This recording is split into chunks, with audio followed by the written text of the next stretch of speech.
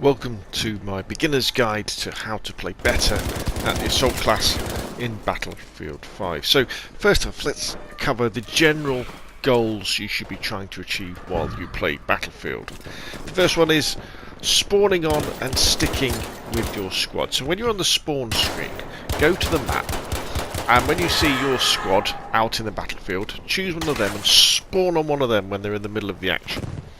This will mean that you're going to be working together. If they're a medic, they can heal you. If they're a support, they can give you ammo.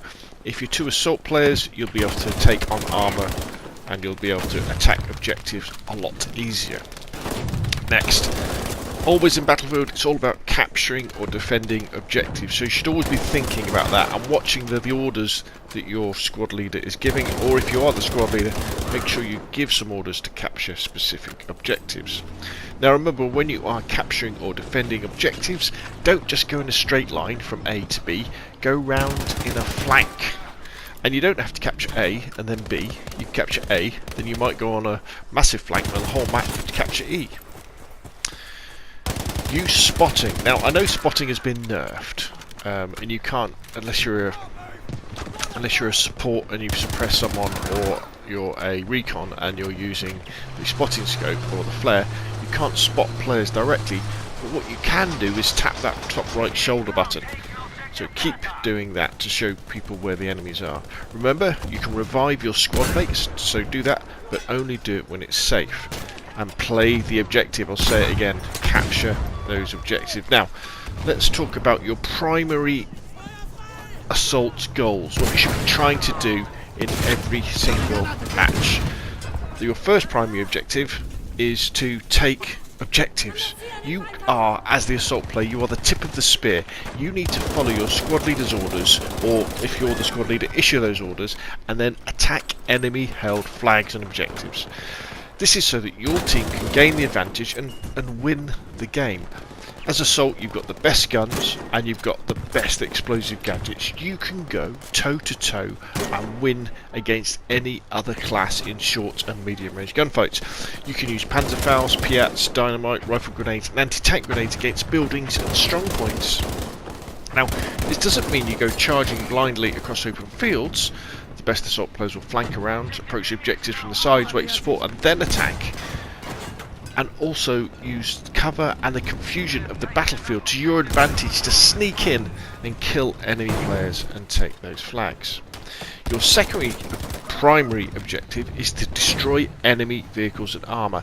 No other class has the power of gadgets you have. Again, you've got Panzerfaust, Piats, anti-tank grenades, anti-tank mines, dynamite, and even rifle grenades that will damage soft-skinned vehicles.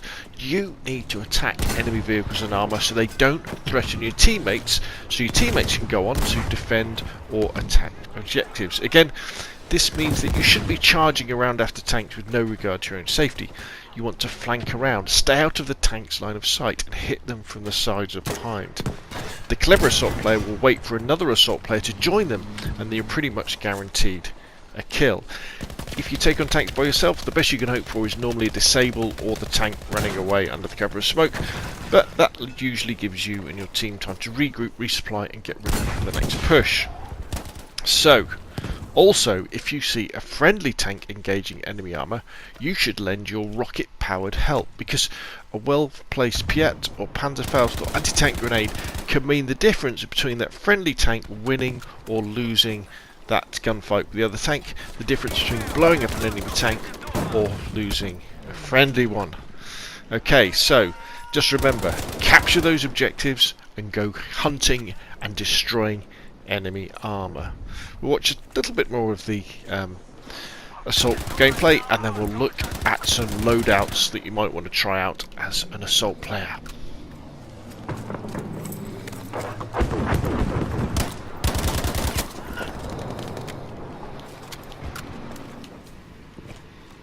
Good work! Objective Anton taken! Be aware, we have lost objective Nora!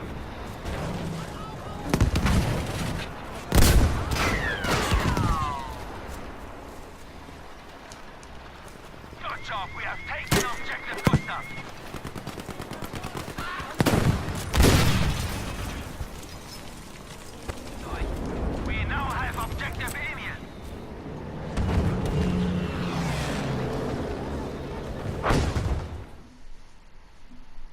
Okay, so let's look at some assault class loadouts that you may want to try out. First off, let's look at the combat role. Now, at the moment we can choose between light infantry and vehicle buster. In light infantry we have the scavenger trait, so we can find more ammo on fallen soldiers, and battle hardened, which means we regain more health than other combat roles.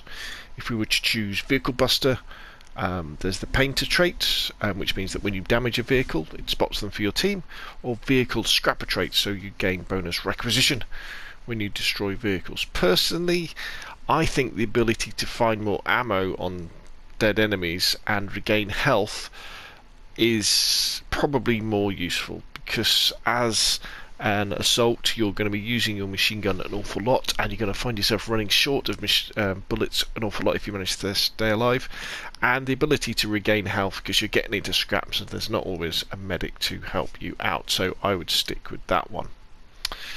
Right, the big one, the gun. I personally really enjoy using the STG-44 fully automatic assault rifle. Is accurate at medium range. If you tap fire, you can go full auto at close range and take people out. You can go toe to toe with most enemies. Now, I know that the Rib Royale is probably a little bit more stable. I think it fires slower, doesn't it? Yeah, it fires slightly slower, and lots of people really enjoy the Rib Royale. Another reason why I don't like using it is because it's a Battlefield 1 gun. This might seem a bit crazy, but it was, yeah, I feel a bit uncomfortable using some of the Battlefield 1 weapons that I think probably weren't really around in World War II. So I think the STG-44 is an excellent gun, and I would go with that one.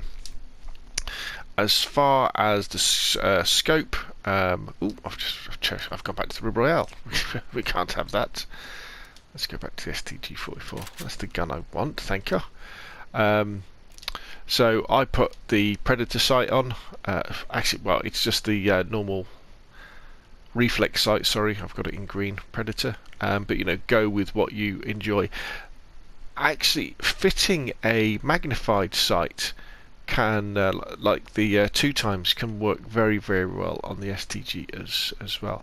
And then, as far as specializations go, I go with most of the things that make the gun more stable at longer ranges. So quick aim is kind of an obvious one, so you aim down sight faster when you get into those rush around the corner gunfights, you can get it in. Less horizontal recoil, more accuracy when stationary, and less vertical recoil, because most of the time when you're really close to someone you're just hip firing anyway and you're just going to blat them, and I don't think any of the hip fire specializations really help. But when you're trying to engage an enemy at medium range, and remember they may well be a sniper as well, so they'll be aiming at your head. If you can get some bullets into them with accuracy, I think that really helps. So all the way down the right hand side for me. Sidearm, the 1911, go with whatever you like. I know the Mark 6 is probably a little bit more powerful. I like the fact that the 1911 fires very quickly. Knife, again, choose whichever one you like. I don't use them very often. Now, gadgets.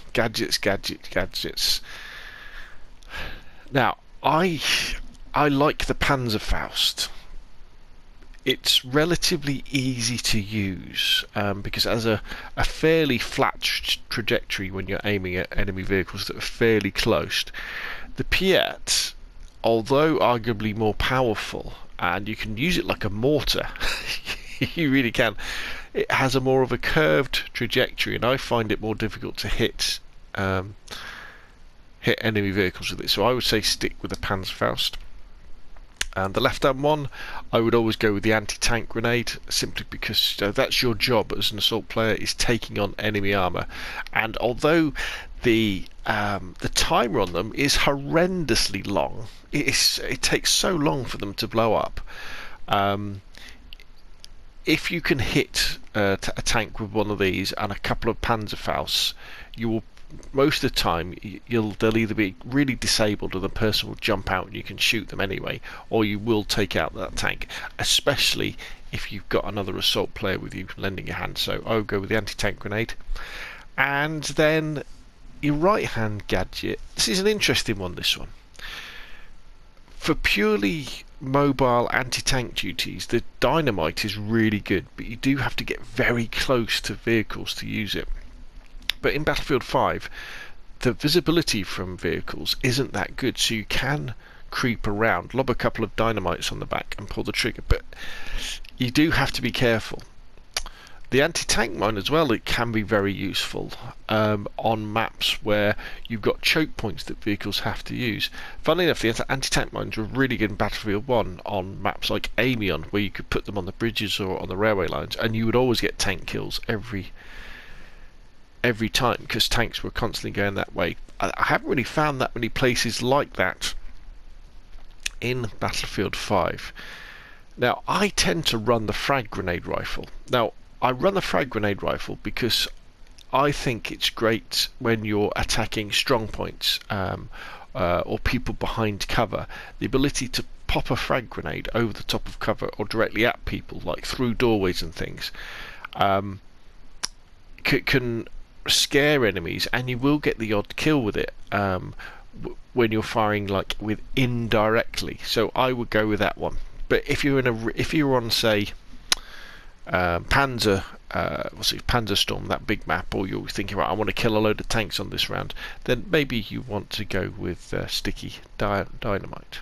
So there we go. So that's my assault setup: combat role infantry, STG 44, 1911, cookery knife, anti-tank bundle grenade, Panzerfaust, and the frag grenade rifle. So there we go. That's how to be a better assault player. Remember, be the tip of the spear, go after those objectives and hunt down and destroy enemy armour, and you'll get loads of points. You might find yourself towards the top of the leaderboard, and you'll be a better assault player. Anyway, that's enough from me. I hope you enjoyed the video. If you liked it, hit like. If you want to see more, press subscribe. Thank you very much, and I will see you again soon.